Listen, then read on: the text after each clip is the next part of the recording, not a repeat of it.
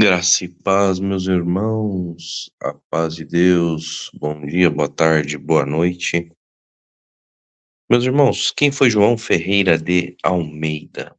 João Ferreira de Almeida, a gente ouve falar da Bíblia, né? Almeida, Bíblia de João Ferreira de Almeida, e muita gente fala assim, né? Algumas igrejas aí, como a própria congregação, a congregação ela é bem enfática nisso, que a única Bíblia correta é a do João Ferreira de Almeida, né? Então, eu acho que é interessante a gente entender que Bíblia é essa que vocês têm em mãos, tá? Quem foi João Ferreira de Almeida? Em primeiro lugar, João Ferreira de Almeida foi um pastor da Igreja Reformada da Holanda, um pastor calvinista, tá? E esse pastor, ele dedicou boa parte da sua vida a traduzir a Bíblia para o português, né?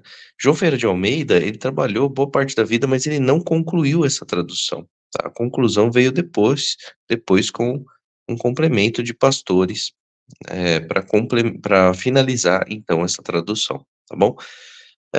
Depois que João Ferreira de Almeida fez essa tradução, aproximadamente 100 anos depois, foi feita uma atualização. Um grupo fez uma atualização dessa tradução de João Ferreira de Almeida, que é a chamada Almeida Revista e Corrigida.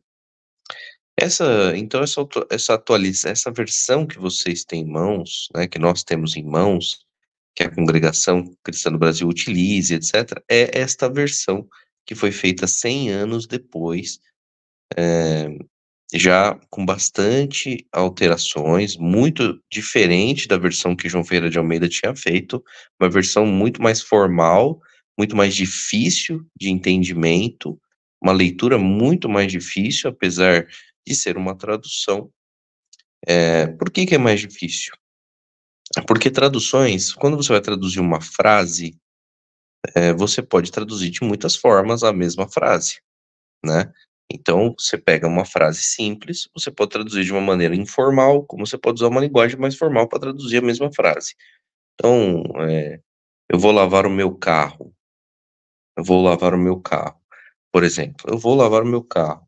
Eu posso traduzir isso para o inglês, quando eu vou traduzir para o inglês, eu posso usar uma expressão, eu posso traduzir usando até uma gíria local, né, que os americanos podem usar, né? Ou eu posso traduzir ao pé da letra, né? E qual é o problema de se traduzir ao pé da letra?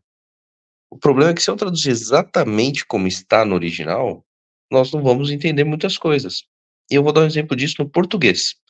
Quando você fala assim, ó, isso aqui, vamos pegar uma expressão, uma gíria que a gente usa muito. Isso aqui é mamão com açúcar. Isso aqui é muito fácil, certo? Quando eu vou traduzir para o inglês, se eu traduzir isso ao pé da letra, isso aqui é mamão com açúcar, o americano não vai entender. Ele vai falar: que ele quer dizer com isso?". Aí ele vai ter que estudar a cultura brasileira para poder entender. Então o tradutor, ele sempre se vê nesse dilema. Quando ele vai traduzir a Bíblia no original está no hebraico e no grego, quando ele vai traduzir a Bíblia, ele pode usar uma linguagem mais, eh, exata, exata do que está ali, como algumas vezes ele vai precisar usar alguma adaptação, porque senão o leitor, quando for ler aquilo, não vai entender nada. Porque no hebraico e no grego havia muitas expressões locais que eram utilizadas que, se hoje nós ouvirmos, nós não vamos entender, né. Então coisas que para nós são estranhas na nossa cultura, para eles era usado numa outra conotação. Chifre era, por exemplo, uma expressão usada para força, né. Então força, usava-se chifre no hebraico, né. Então falava: "Seu chifre é muito grande", estava falando: "Sua força é muito grande". Imagina, para nós chifre pode ter uma conotação até pejorativa, uma conotação que não é ideal.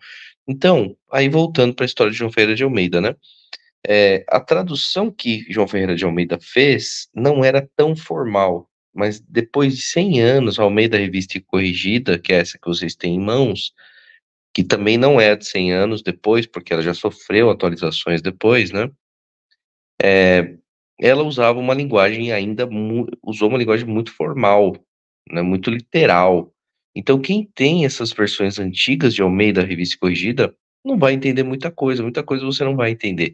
Mesmo quem tem essa versão aí da que a congregação utiliza e outras igrejas também, não entende muitas partes, né, a gente sabe, eu mesmo, eu lembro que eu ia ler a Bíblia, eh, e muitas partes eram difíceis, de difícil entendimento, porque era um português muito arcaico. E aí dizia o pessoal que não tem, que não conseguia entender, explicar, falava que é para orar, para ter revelação, mas não, na verdade é uma tradução ruim mesmo, é uma tradução não tem a ver com revelação, isso tem a ver com português difícil que foi usado para traduzir, né. Quando a gente vai ler então esse português, que foi usado para traduzir a Bíblia original, que não está nessa não é a Bíblia original, é uma tradução da Bíblia original, essa tradução foi feita de uma maneira de difícil entendimento. Quando eu vou para outras versões que foram feitas posteriormente, da própria Almeida, você pode utilizar, né, Almeida Revista e Corrigida, que é essa da Congregação Cristã do Brasil e também de outras igrejas, você então tem a Almeida Revista e Atualizada, que já é um pouco melhor, já é uma linguagem um pouquinho mais acessível. Aí depois você vai ter a Almeida Edição Contemporânea, depois você vai ter a Almeida 21, depois você vai ter a Almeida Nova Almeida Atualizada, que é a mais recente que saiu. Então a gente tem uma série de Almeidas que já foram publicadas com um português mais alinhado com o que a gente utiliza hoje. Uma tradução utilizando um português alinhado com o que o texto é o mesmo, o texto original é em grego. O português que se utiliza é um português mais utilizado na atualidade, português que eu vou utilizar. Então eu vou evitar arcaísmos. O que que é arcaísmo? Palavras que hoje não se utilizam mais, né.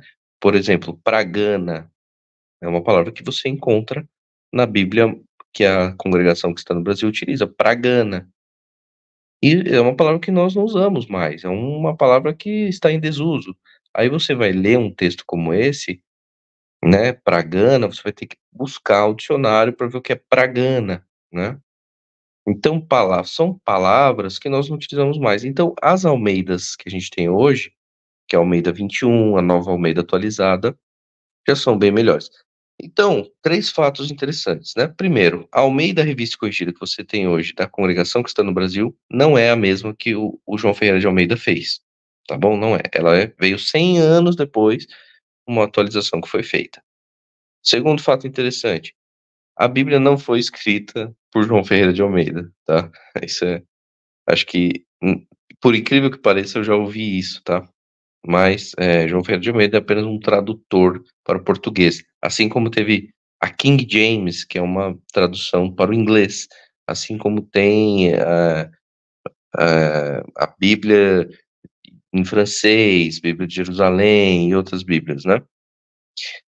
Então tradução é uma coisa, original é outra, tá. Então, primeiro fato importante, João Ferreira de Almeida não fez essa Bíblia que você tem nas mãos aí usada pela congregação cristã no Brasil. Essa aí é uma tradução, uma atualização já bastante diferente da que João Ferreira de Almeida fez. Segundo fato importante, João Ferreira de Almeida foi um pastor calvinista reformado e foi um pastor que que morreu antes de concluir a tradução.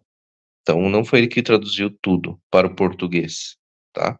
Terceiro fato importante, não foi ele que fez a primeira tradução da Bíblia. Nós tivemos primeiramente tradução para o latim, depois tradução para o alemão, tradução para outras línguas e depois veio a do português, para o inglês, da King James, por exemplo, tá. Então, quarto fato importante, a versão da congregação que está no Brasil e de outras igrejas que ainda utilizam essa versão, que é a Almeida Revista e Corrigida, não é a melhor versão, não é a melhor tradução. É uma tradução muito complicada, cheia de arcaísmos, cheia de um português bastante pesado e bastante difícil. Então, se você não está entendendo, não é porque você não tem revelação, mas é porque você realmente está com uma tradução de difícil compreensão. Bom, agora vem a minha recomendação. Qual eu recomendo, tá? Eu recomendo Almeida, eh, se você quer, eu recomendo ter algumas traduções, tá, em casa, para você poder comparar. Como eu te disse, lembra de eu falar: "Ó, eu lavei o meu carro", ou melhor, vamos pegar a expressão aqui que eu usei, né, "Isso aqui é muito fácil", o que que eu falei? "Isso aqui é mamão com açúcar", né. Então, se você for para uma tradução, vai estar lá: "Isso aqui é muito fácil". Se você for para outra tradução, no inglês, por exemplo, quando vai falar que é muito fácil uma coisa, fala: "Isso aqui é um pedaço de bolo", "It's a piece of cake", isso é um pedaço de bolo. Então, talvez o tradutor, se ele quiser usar uma expressão parecida para o inglês, ele pode usar, aqui vai estar mamão com açúcar, né, ele vai lá, vai ler o texto, vai estar lá: "Isso é mamão com açúcar". Vamos traduzir para o inglês, o que que ele pode usar?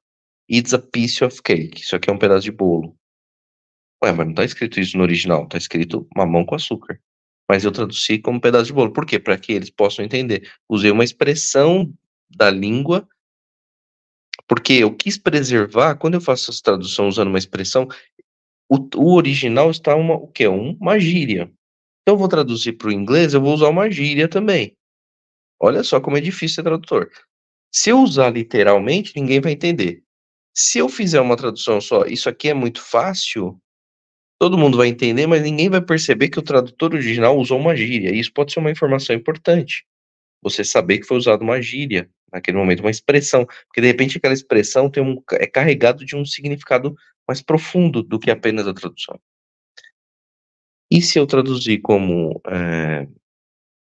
um pedaço de bolo, não é mais o original, tá diferente, mas passa a mensagem correta. Então veja, o desafio que é para um tradutor. Tá bom? Então, por isso eu recomendo que você tenha 2 ou 3 traduções, porque você vai poder comparar as traduções que foram feitas. Então primeira dica, tenha mais de uma tradução. Qual que eu recomendo? NVI, Almeida 21, para você ter uma versão Almeida, né, NVI, Almeida 21 e NVT. São as 3 traduções que eu mais gosto de utilizar. Segunda dica, tenha no seu celular um aplicativo chamado Bíblia Strong. Porque lá tem o verbo original. Então você clica na palavrinha lá, vai aparecer qual é o verbo original no grego e as possíveis traduções para aquele verbo. Então você tá lendo o texto ali e fala: "Puxa vida, o que que será que foi dito no original? Estava tô com um pouco de dúvida aqui". Aí você pega, abre a Bíblia Strong, vai estar lá, você clica na palavra, vai aparecer no original, como que foi, qual foi a palavra utilizada no original e as possíveis traduções. Então você vai lá, vai ver no original, vai estar lá, pedaço de isso aqui é muito fácil, se fosse em português, né. Isso aqui é mamão com açúcar, né, essa expressão. Vamos usar, aí você clica lá, vai abrir. Mamão com açúcar, que quer dizer muito fácil, muito simples, tal, tal, tal, as várias possíveis traduções. Aí inclusive pode ter até algum comentário lá, do tipo, uma expressão muito utilizada, tal, para tal situação. Então isso também te ajuda no entendimento, tá.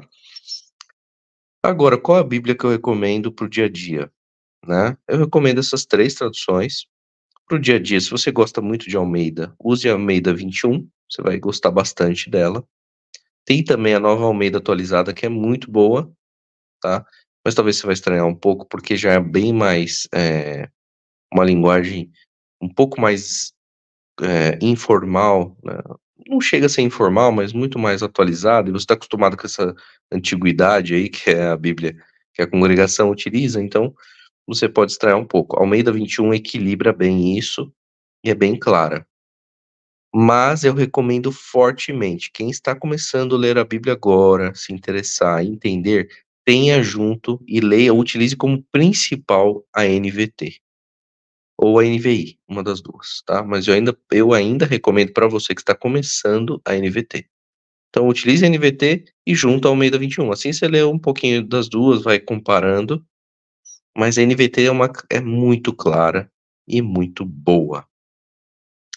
Tá bom, meus irmãos? Então fica aí as dicas, as informações para vocês sobre João Ferreira de Almeida e quais Bíblias, quais traduções eu recomendo. E cuidado com aquele velho conselho, não leia outras Bíblias, cuidado, né? Essa é a única Bíblia correta. Então leve em conta o que eu acabei de te falar. João Ferreira de Almeida não fez essa Bíblia surgiu 100 anos depois. A versão que você tem aí não é a mesma de João Ferreira de Almeida e por aí vai. Essas informações vão te ajudar a entender que este conselho não faz sentido nenhum, tá? Tenha sim outras traduções para que você possa enriquecer o seu conhecimento da palavra de Deus, a não ser que você queira aprender o grego e o hebraico, que aí sim é o melhor dos mundos, né? Que você vai ler no original mesmo, né? Deus abençoe, meus irmãos. Fiquem com Deus.